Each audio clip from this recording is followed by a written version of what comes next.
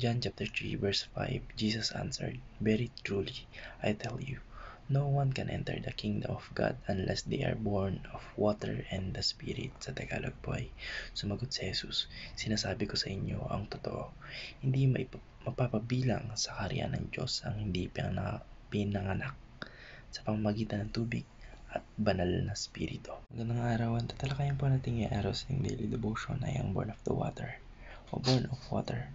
At ang pong turuan na natutuhan ko ngayong araw kay Pastor Russell Ocampo ay born of water refers to amniotic fluid, physical. Ang born of water o ipinanganak po mula sa tubig ay tumutukoy sa physical na kapanganakan ng isang tao. Sa proseso po ng kapanganakan, yung sanggol ay nasa loob po ng sinapupunan ng isang ina at nakalutang sa amniotic fluid o sa panubigan o sa likod do na nagbibigay ng proteksyon at suporta sa isang sanggol sa loob po ng sinapupunan ng ina. Ito po ay isang simbolo ng pisikal na buhay na nagsisimula sa tubig. Sa kabilang banda naman po, ang born of the spirit o pinanganak mula sa espiritu ay tumutukoy sa spiritual na kapanganakan. Ang bagong buhay na dulot po ng pagkilos ng banal na spirito sa puso nating mga tao na nagdadala sa atin sa pananampalataya at pagkilala sa ating Panginoong Kristo.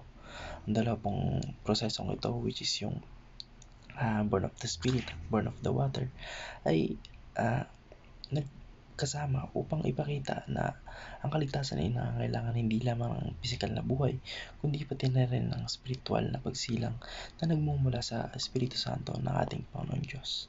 Ang natutuhan ko naman po sa pangalawang katuruan ni Pastor Russell Ocampo ay born of water refers to baptism ritual. Ito po ay ritual. Ang tunay na pinanganak mula sa Espiritu ay nangangahulugan. Ang Diyos mismo yung gumagawa ng pagbabago sa puso nating mga tao o sa taong nabautismuhan na. Binibigyan po tayo ng bagong spiritual na buhay ng ating Panginoon Diyos sa pamamagitan ng pagbabautismo.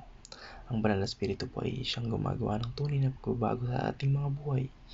At ang kaligtasan ay isang proseso na pinapalakas ang dalawang aspeto, yung bautismo o paglilinis mula sa kasalanan at saka yung trabaho ng banal na spirito na nagbibigay ng bagong buhay at nagsisilbing gabay sa isang mananampalataya o sa ating mga mananampalataya. Ang pareho pong aspeto ay mahalaga upang tunay na makapasok tayo sa kaharian ng ating Panginoon Diyos.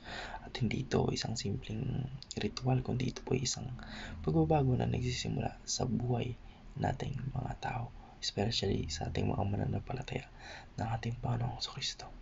Ang natutuhan ko naman po sa pangatlong katuruan ni Pastor Russell Ocampo ay born of water refers to spiritual cleansing. Ito naman po ay sa spiritual. Ang tubig po dito ay sumusimbolo sa bautismo na isang paraan ng pagpapakita ng pagsisisi at paglilinis ng mga kasalanan, samantalang yung espiritu naman po dito ay tumutukoy sa gawain ng banal na spirito sa loob nating mga tao, sa mga mananampalataya na nagdudulot sa atin ng spiritual na pagbabago at paglilinis ng ating mga kaluluwa. Kaya ang born of the water po ay o born of water po ay nagpapakita ng unang hakbang ng spiritual na kaligtasan na kinikilala ang bautismo bilang tanda ng pagsisimula ng bagong buhay sa ating Panginoon Diyos. Ito po ay nagsisilbing tanda ng pagbabagong anyo mula sa dating buhay patungo sa isang buhay na inaalay sa ating Panginoong Kristo.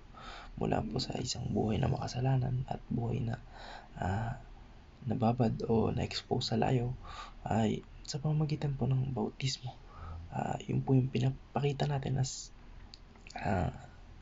parang pagpapatunay na tinalikuran na natin yung buhay na yun, yung buhay ng kasalanan at mga makamundong buhay, at ini-embrace na natin yung buhay sa nakasama ang ating Panginoong Kristo patungo po sa isang buhay na inaalay sa ating Panginoong Kristo. At yung kaligtasan ay hindi lamang isang panlabas na ritual, kundi ito po isang personal na karanasan ng pagsasama sa ating Panginoon Diyos sa pamamagitan ng Espiritu Santo. Yun lamang po. Maraming salamat and God bless. Amen.